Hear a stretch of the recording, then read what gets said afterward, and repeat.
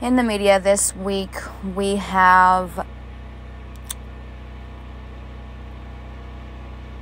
an Israeli war or a false flag attack. So, again, this is a distraction, and just wanted to remind you guys, this is spiritually symbolic for the wars that are taking place in our homes, in our families, and in our own country that they can't and won't ever dare mention due to legality issues. And this is how they also to maintain their anonymity. This is a distraction. This is actually a form of satire, a parody. And so nobody stands with Israel because there's not really a war going on. And even in the event that there is a war going on, it's a code word or a code name or a cover for the truth. And the truth is this: it's very simple. Nobody stands in support of Israel because Israel wouldn't be attacked if anybody did stand in support of Israel. My face is a very, very, very clear indication, and pretty much all the evidence that anybody would ever need to see how these psychological operations are affecting the general population, but specifically our children. And brainwashing mechanisms are illegal. They're entirely illegal. Psyops are illegal as well. And I'm aware that there are factions of our government that are above parliaments, and they aren't doing anything to keep anybody safe by any stretch of the measure. This is white genocide. These police officers are literally waiting for, dead bodies on arrival. That's what they anticipate. That's what they expect. That's what the environment creates. That's what the propaganda creates. And so this propaganda has been proliferated. I'm pretty sure I have a broken nose. So if you didn't know, and for all of the people asking what happened, it's really rude, by the way, asking somebody what happened to their face. That's like probably one of the rudest things you could do, especially when I've already provided the video footage of the entire night and what happened. So if you're interested in that, go ahead and take a look at my YouTube channel, because the video is there. And you can see how the officers did absolutely nothing. And it's because, again, they're afraid. They're cowards. They're allowing these things to happen intentionally. They're taking bribe money. They're taking hush money. They're literally taking blood money. And it's not just my blood, and it's not just white people's deaths and white people's suffering. It's everybody's dying, everybody's suffering. So very interesting stuff. But one of the things that I wanted to mention on today's show and for today's program is just going to be how we go about and how survivors like myself push and move forward after attacks like the one that I just recently survived. Now, it's my opinion that my son should have gone to juvenile hall or to jail. It's my opinion that I should have been given the right to, or the option, to, I do have the right, I just wasn't given the option or the opportunity to go to a domestic violence shelter, file a restraining order, and get some sort of services in regards to this moving forward.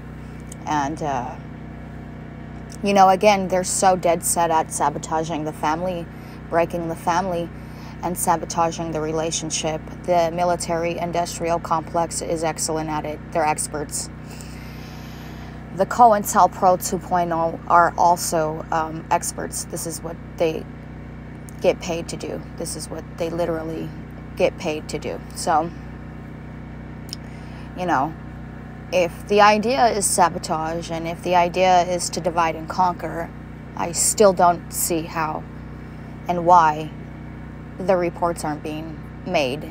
You know, there's no adequacy behind this whatsoever. And it is just one giant fuck you. And,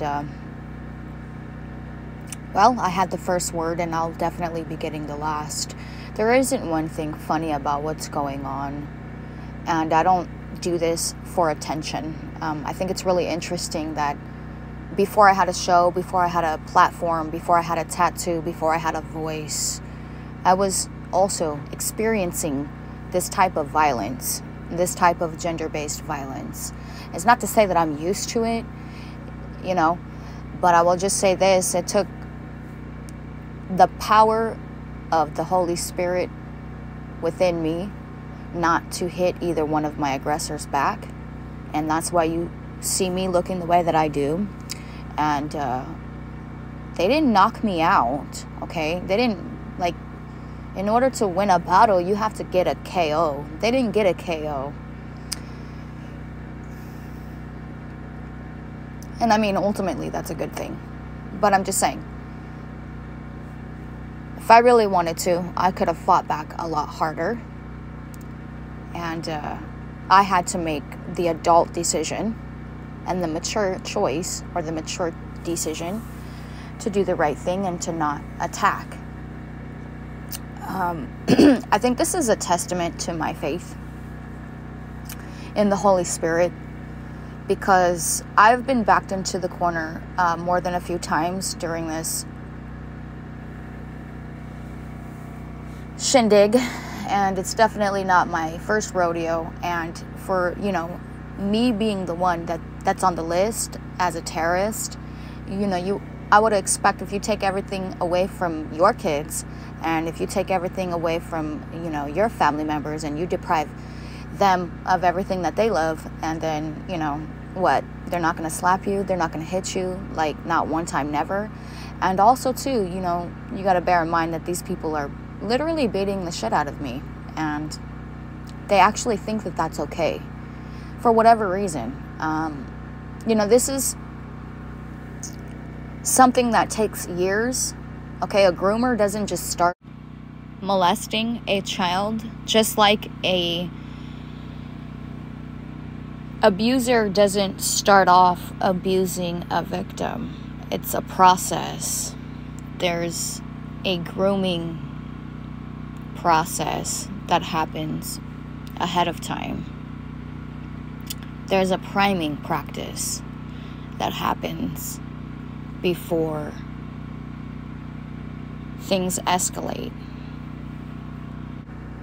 And the government military-industrial complex, or the counterintelligence program 2.0, COINTELPRO 2.0, this has taken them 4 years. We're coming up on my 4-year anniversary of when I became aware of my targeting. Now, I could have been a target my whole life. I could have been a target for a lot longer. I became aware of this and conscious to what was going on, and to the truth, October 31st, 2019, and it's been about 4 years, and we're coming up on 4 years. So this definitely isn't my first rodeo, but over the past 4 years, they keep trying to get some sort of a, you know, a reaction or a rise out of me, and all they get is resilience and strength and persistence. I'm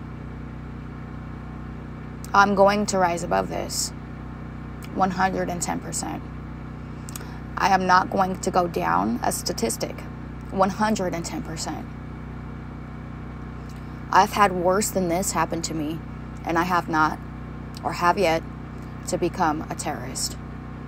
So, you know, if that's the best you can do, or if that's the worst you can do, well then, I don't know what to say. You know, I was born for this type of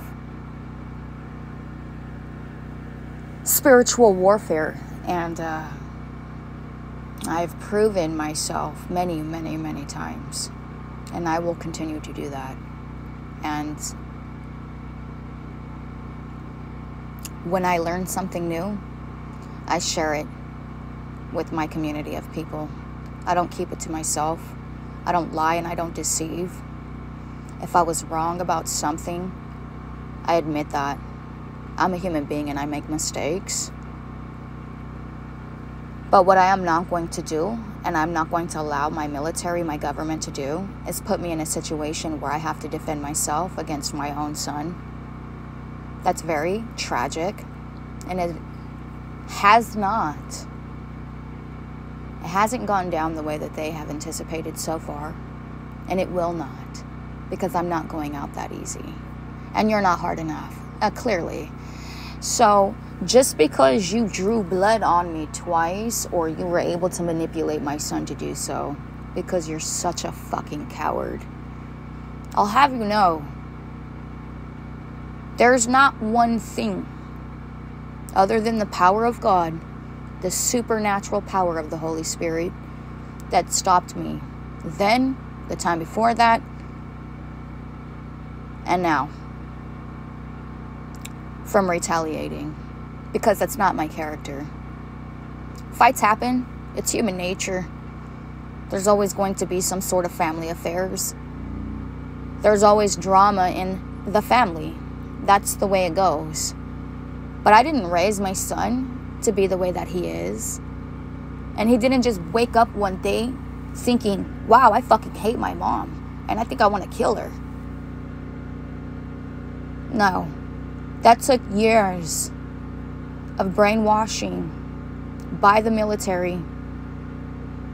So they are not just grooming children sexually. No. What part of death cult for dads?